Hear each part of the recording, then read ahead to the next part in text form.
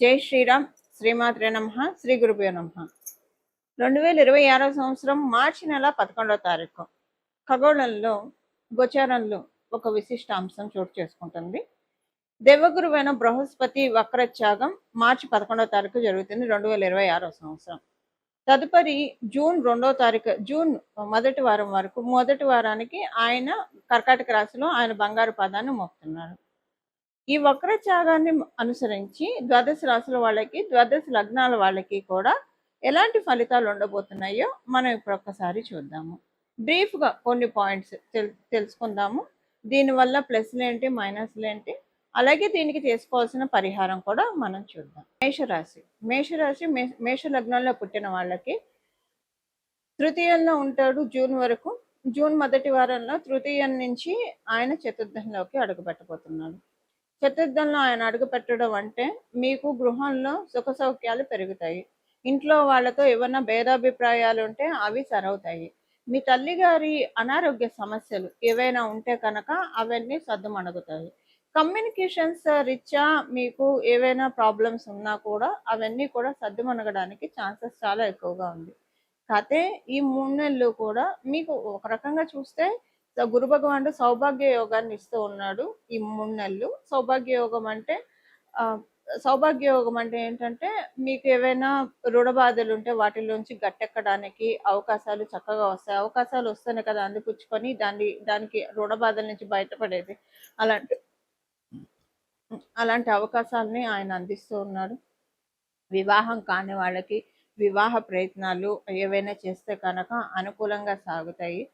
అలాగే పూర్వపుణ్యం బలపడే సమయం కూడా ఈ సమయం. చక్కగా మీకు కనుక జన్మజాతకంలో గురు భగవానుడు కనుక బలం బాగా ఉంటే ఇప్పుడు ఇంకా దీనికి మించిన ఫలితాన్ని చూడటానికి అవకాశం ఉంటుంది.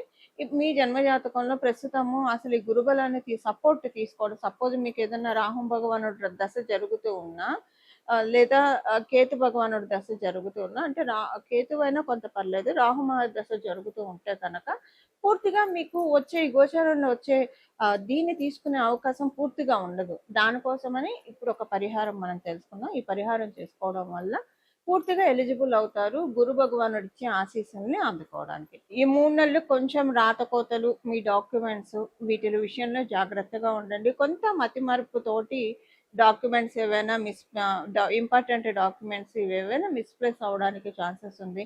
దేని మీదైనా సైన్ చేసేప్పుడు 1-2 సార్లు ఆలోచించి, 1-2 సార్లు జాగ్రత్తగా పరిశీలించి సైన్ చేయండి. కాంట్రాక్ట్స్ కావచ్చు, అగ్రిమెంట్స్ కావచ్చు, 1-2 సార్లు ఆలోచించి మీ ఫ్యామిలీ వాళ్ళతోటి మాట్లాడుకొని సైన్ చేయండి.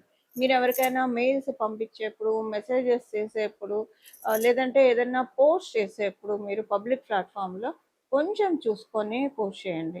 ఇప్పుడు మీరు చేసేది ఏదైనా కూడా కొంత ఎగ్జాలరేట్ అవ్వడానికి ఛాన్స్ ఉంది. చిన్న మిస్టేక్ దొరికినా కూడా ఎగ్జాలరేట్ అవ్వడానికి ఛాన్సెస్ ఉన్నాయి. కాకపోతే కేతుబలం చాలా బాగా ఉంది ఈ సమయంలో. మేషరాశి మేష లగ్నంలో పుట్టిన వాళ్ళకి కాబట్టి జనరల్గానే మీకు గురువు శుభప్రదాత.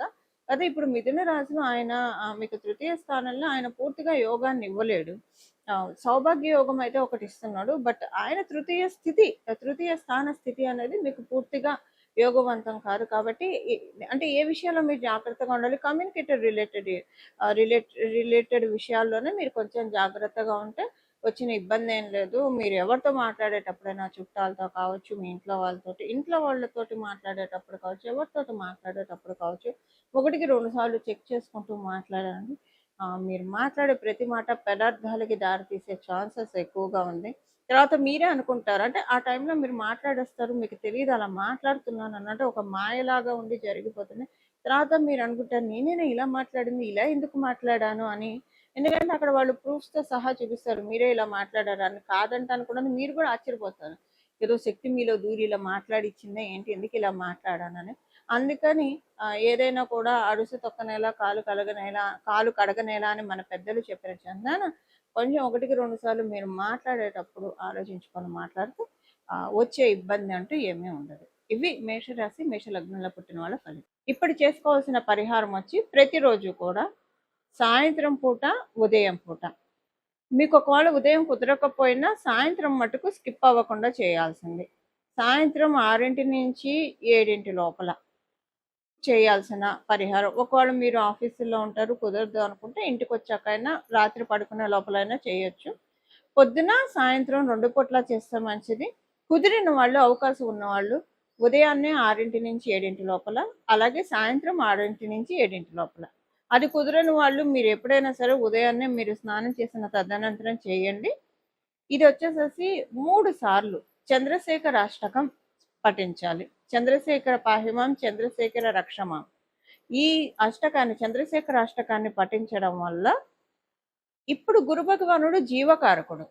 జీవకారకుడు అయిన గురు భగవానుడు కర్కాటక రాశిలో ఉచ్చ స్థానంలో ఆయన ప్రవేశించడానికి ముందుగా చంద్రశేఖర అష్టకం చదువుకోవడం వల్ల అపమృత్యు దోషాలు తొలగిపోతాయి. అంటే చంద్రశేఖర అష్టకం ఎవరైతే పఠిస్తారో వాళ్ళు యమధర్మరాజుకి భయపడక్కర్లేదు అని మనకి ఆ అష్టకంలోనే ఉంటుంది. అంటే అపమృత్యు దోషాలు అంటే ఒక్కొక్కసారి మనిషి ప్రాణానికి అనే కాదు, మనకు వచ్చే సమస్యలు కూడా అలాంటివే. ఇప్పుడు మనకి ఏదన్నా యాక్సిడెంట్ ఏదైనా జరిగితే అది శరీరానికి జరుగుతుంది. ఓకే, ఒక్కొక్కసారి అవమానాలు కావచ్చు, లేదా పరిస్థితుల రీత్యా మనసు చాలా బాధపడుతుంది, కలత చెందుతుంది. అంటే అది మనసుకు జరిగిన యాక్సిడెంట్గా మనం భావించుకోవాలి. సో ఇలాంటివి ఏవైనా సరే మన జీవితాల్లోంచి, అంటే ఏ దౌర్బల్యం అయినా సరే, ఆర్థికంగా కావచ్చు, మానసికంగా కావచ్చు, ఆరోగ్యరీత్యా కావచ్చు, ఏ రకమైన సమస్యలు ఉన్నా సరే చంద్రశేఖర అష్టకం చదువుకుంటే చాలా మంచిది. మీకు చదవడానికి కుదరకపోతే కనీసం వినండి, 3 సార్లు వినండి, 3 సార్లు చదివితే మంచిది. మామూలుగా కూడా మనకి అనురాధ ప్రతి నెల కూడా అనురాధ నక్షత్రం ఉన్న రోజు కనుక చంద్రశేఖర అష్టకం చదివినా విన్నా కూడా చాలా మంచి మార్పులు మన జీవితంలో చోటు చేసుకుంటాయి. ఎందుకంటే మనకి దీర్ఘాయువునిచ్చేది 9 గ్రహాల్లో లాంగ్విటీనిచ్చేది సాటర్న్, శనేశ్వరుడు.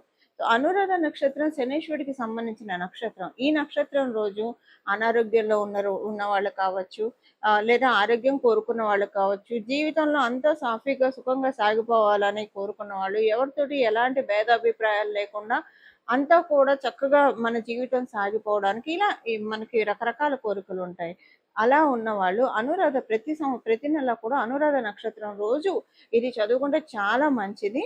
ఇప్పుడైతే మనకి గోచారంలో ఈ విశేషాంశం ఉండడం వల్ల ప్రతిరోజు చంద్రశేఖర అష్టకం 2 పూట్ల, ఉదయం మరియు సాయంత్రం 3 సార్లు, ఉదయం 3 సార్లు, సాయంత్రం 3 సార్లు చదవడం కానీ వినడం కానీ చేయండి. గురు భగవానుడు తర్వాత మీకు ఇచ్చే రిజల్ట్స్ చాలా అత్యద్భుతమైన ఫలితాలను ఆయన అందిస్తాడు. మనకి పరాశర సంహితలో ఒక విషయం ఉంటుందండి. గురు భగవానుడు ఎవరికైతే లగ్నంలో ఉంటారో, వాళ్ళున్న రాశిలో కావచ్చు లేదా లగ్నంలో కావచ్చు, ఎవరికైతే ఉంటారో వాళ్ళు కనుక శూలధారికి ఒక్క నమస్కారం చేస్తే వాళ్ళకి ఉన్న, అంటే వాళ్ళకి ఎవరైనా ఇబ్బందులు పెడుతున్నా, పరిస్థితుల రీత్యా ఇప్పుడు నెగిటివ్ ఎనర్జీస్ ఇబ్బందులు పెడుతున్నా, మనుషులు ఇబ్బంది పెడుతున్నా, ఎలా ఉన్నా సరే ఒక్క నమస్కారం ఆయనకి చేయడం వల్ల అవన్నీ పటాపంచలైపోతాయని మనకి పరాశర సంహితలో ఉంది. శూలధారి అంటే పరమేశ్వరుడు. మన అంటే ఇంకా మనకి శూలధారులు చాలా మంది ఉన్న మన దేవీ దేవతలు ప్రధానంగా గురు భగవాన్ అంటే పరమేశ్వరుని సూచిస్తారు. చేయడం వల్ల చాలా మంచి ఫలితాలు వస్తాయి. ఇప్పుడు అందరికీ జాతకంలో ఇలాంటి గ్రహస్థితి ఉండాలని ఉండదు కదా. అందరికీ గురు భగవానుడు లగ్నంలో ఉండాలని ఉండదు, వాళ్ళ రాశిలో ఉండాలని ఉండదు. ఉన్న వాళ్ళకి ఇప్పుడు ఇది చేయడం వల్ల ఇంకా నక్క తోక తొక్కినట్లే. లేని వాళ్ళు కూడా ఈ బలాన్ని తెచ్చుకోవడానికి, ఇప్పుడు మన దగ్గర ఒక వస్తువు లేకపోతే కొనుక్కొచ్చుకుంటాము. కొనుక్కొచ్చుకుంటే మనకు వస్తుంది. అసలు కొనుక్కోవడానికి డబ్బులు ఉండాలి కదా. ఆ డబ్బులు మనం సంపాదించుకుంటే ఏదైనా వస్తువు మనం కావాలంటే, వస్తువు కావచ్చు, ఇల్లు కావచ్చు, స్థలం కావచ్చు, బలం కావచ్చు, వాహనాలు కావచ్చు, కొనుక్కోగలుగుతాం. సో అలా సంపాదించుకుంటే మన ఇంట్లో కూడా ఉంటుంది. అలా ఇప్పుడు మన జాతకంలో, ఎవరి జాతకంలో అయినా గురు భగవానుడు లగ్నంలో కావచ్చు, రాశిలో కావచ్చు లేకపోతే దాన్ని కొనుక్కోవాలి. కొనుక్కోవడం అంటే ఏం చేయాలి? ఏం చేయక్కర్లా, మీరేం డబ్బులు ఖర్చు చేయక్కర్లా. మీ సమయాన్ని వెచ్చించాలి. మీ సమయాన్ని వెచ్చించి ప్రతిరోజు 3 సార్లు కనుక జూన్ వరకు ఉదయాన్నే సాయంత్రం చదవడం వల్ల మీ జన్మజాతకంలో లగ్నంలో లేదా రాశిలో గురు భగవానుడు ఉన్నా లేకపోయినా కనీసం 3 years వరకు మీరు అలాంటి తదనుగుణమైన ఫలితాలను తీసుకోవడానికి ఒక ఎలిజిబిలిటీని తెచ్చుకున్నట్లు అవుతుంది. ఒక ఎలిజిబిలిటీ. ఇప్పుడు ఏదైనా డిస్కౌంట్లో ఏమన్నా దొరుకుతున్నాయంటే అందరూ వెళ్ళి ఎలా తీసుకుంటాం, ఇలా గోచారంలో మనకి భగవంతుడు ఇస్తున్న అవకాశాన్ని మనం అందిపుచ్చుకుంటే కనుక గురుబలాన్ని చక్కగా పెంచుకోవచ్చు. ఇప్పుడైనా కదా, నేను మళ్ళీ ఇంకొకసారి చెప్తున్నాను, ప్రతి నెల అనురాధ నక్షత్రం ఉన్నప్పుడు కూడా చంద్రశేఖర అష్టకాన్ని 3 సార్లు ఎవరైతే చదువుతారో, శ్రద్ధతో భక్తితోటి చదువుతారో, వింటారో, వాళ్ళకి చాలా అంటే చాలా ఉత్తమమైన ఫలితాలు వస్తాయి. ఇలా మనందరి జీవితాల్లో మనందరం కూడా గురు భగవానుడి యొక్క అమృతపు జల్లుని, అమృతపు ఆశీస్సుల్ని తీసుకోవాలని చెప్పి మనందరి తరఫున దక్షిణామూర్తి స్వామివారిని ప్రార్థిస్తూ, పరమశివుని ప్రార్థిస్తూ మంగళం. నమో భగవతే వాసుదేవాయ.